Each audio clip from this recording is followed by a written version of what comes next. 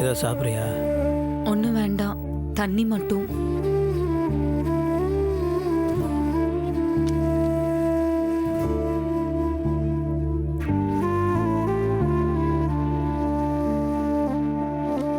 அடுத்த வேணா சொல்லு. சரிங்க, நான் கொஞ்ச நேரம் படுக்கிறேன்.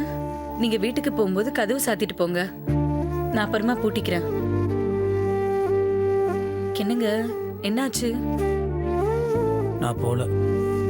புரியல. நான் வீட்டுக்கு போக மாட்டேன். நான் இங்கே தான் இருப்பேன்.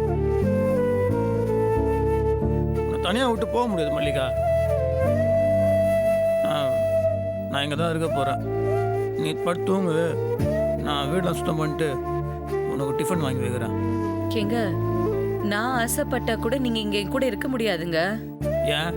கேங்க, நீங்க வெளியில இருக்கிறதுக்கு உங்க அப்பா விட்டுருவாரா இல்ல அந்த வேதவள்ளி தான் விட்டுருவாங்களா? இங்க பாருங்க, நேரத்துக்கு நீங்க வீட்டுக்கு போலனா உங்களுக்கு ஃபோன் பண்ணி என்னன்னு கேட்க மாட்டாங்க. உங்க அப்பா உங்களை வெளியில இருக்கிறதுக்கு எப்படியும் அலோவ் பண்ண மாட்டாரு. நீங்க பாட்டுக்கு எதையாவது பேசிட்டு இருக்காம முதல்ல வீட்டுக்கு கிளம்புங்க. என்ன பாத்துக்க எனக்கு தெரியும்.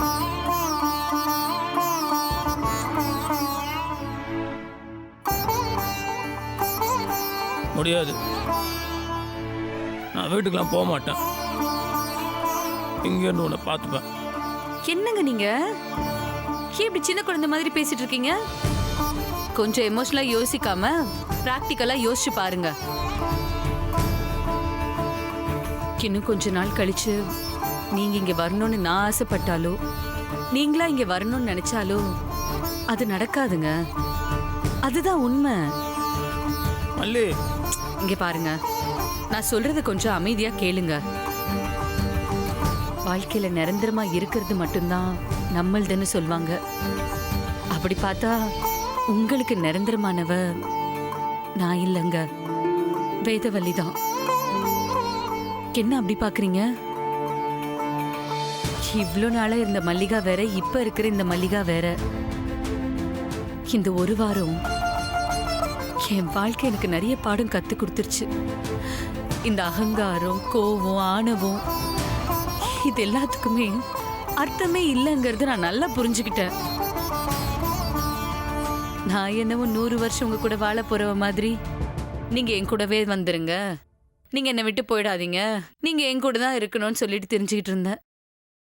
ஆனா இப்ப என்ன ஆயிடுச்சுன்னு பாத்தீங்களா? நான் உங்க கூட இருக்கணும்னு ஆசைப்பட்டது அந்த கடவுளுக்கே பிடிக்கலன்னு நினைக்கிறேன். அதான் நீயே ஒரு அல்பாயுசு கேஸு, அவங்க வாழ்க்கையில நீ எதுக்கு தலையிடுறன்னு சொல்லி எனக்கு ஒரு பெரிய அடியா கொடுத்துட்டான்.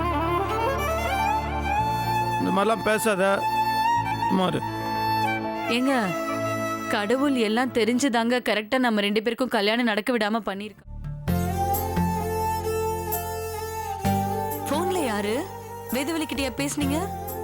நீ தூங்காம ஏமா பெஞ்சு வந்த? கேட்டதுக்கு பதில். யார்கிட்ட பேசுனீங்க? வேதவள்ளியாண்ட தான் பேசினேன்.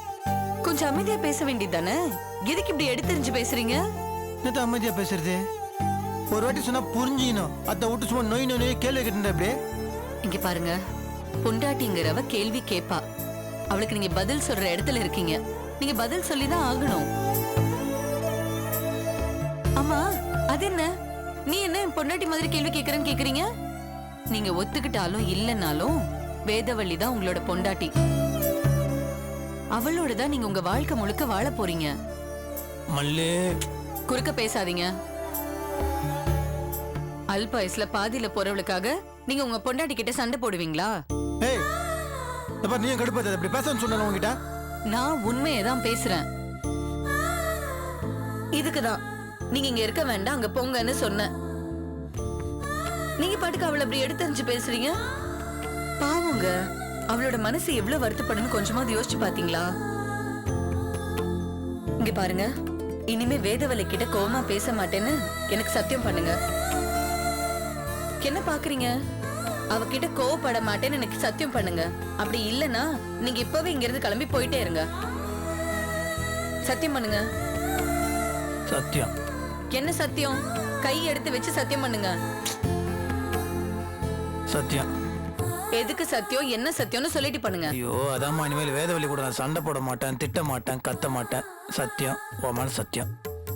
நம்பலாம்ல. என் மேல சத்தியம் பண்ணிருக்கீங்க. சத்தியத்தை மீறினீங்க, அப்புறம் எனக்கு தான் ஏதாவது ஒன்று ஆயிடும். இங்க பாருங்க, காலையில வீட்டுக்கு போன உடனே முதல் வேலையா வேதவழியை சமாதானப்படுத்துற வழியை பாருங்க. அவ ரொம்ப மனசு உடைஞ்சு போயிருப்பா. புரியுதா? சரி, இப்ப படுத்து தூங்குங்க. படுங்க.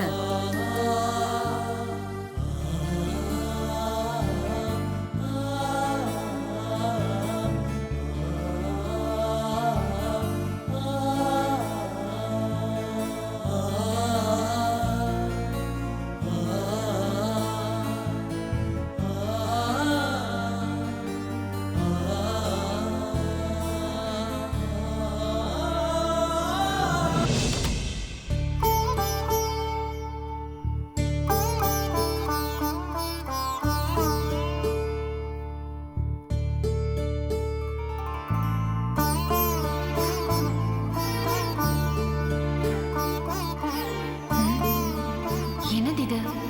இவ்ளோ நேரமாகியும் வேதவழி ரூம் கதவு திறந்திருக்கு.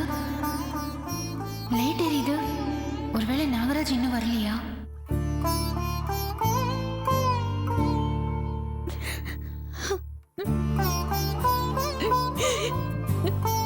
வேதவள்ளி, வா கல்பனா, உட்காரு. வேதவள்ளி, எதுக்கு இப்ப அழுதுட்டு இருக்க? என்ன சொல்ற? நான் அழுறேனா? அப்படிலாம் இல்லையே. வேதவள்ளி, உண்மையை சொல்லு. என்கிட்ட எதுக்காக மறைச்சு பேசுற? நாகராஜ் எங்க? ஆளை காணோம். அவனுக்கும் உனக்கும் ஏதாவது சண்டையா? என்ன வேதவள்ளி, உங்க ரெண்டு பேருக்கு ஏதாவது பிரச்சனையா? என்ன பிரச்சனை? எதனால சண்டை? தெரியல. அப்படின்னா? சத்தியமா சொல்றேன் கல்பனா, என்னால அவரை புரிஞ்சுக்கவே முடியல. அவர் மனசுல என்ன இருக்குன்னு என்னால யோகிக்கவே முடியல கல்பனா. புரியுற மாதிரி சொல்லு.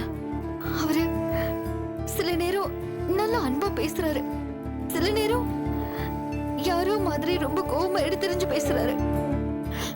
ஒரு நிலையில இருக்கவே மாட்டேங்கிறாரு. எப்போ எப்படி இருப்பாருன்னு என்னால தெரிஞ்சுக்கவே முடியல. அவ்வளவுதானே? இது ஒரு பிரச்சனைன்னு அழுதுட்டு இருக்க? என்ன பொண்ணு நீ? இங்க பாரு, உலகத்துல இருக்கிற எல்லா ஆம்பளைங்களும் அப்படிதான். பொம்பளை மனசுல என்ன இருக்குன்னு தெரிஞ்சுக்கிறது கஷ்டம்னு சொல்லுவாங்கல்ல, அதே மாதிரி ஒரு ஆம்பளை மனசுல என்ன இருக்குன்னு தெரிஞ்சுக்கிறதும் கஷ்டம். இப்போ ஏன் விஷயத்தையே எடுத்துக்கோ.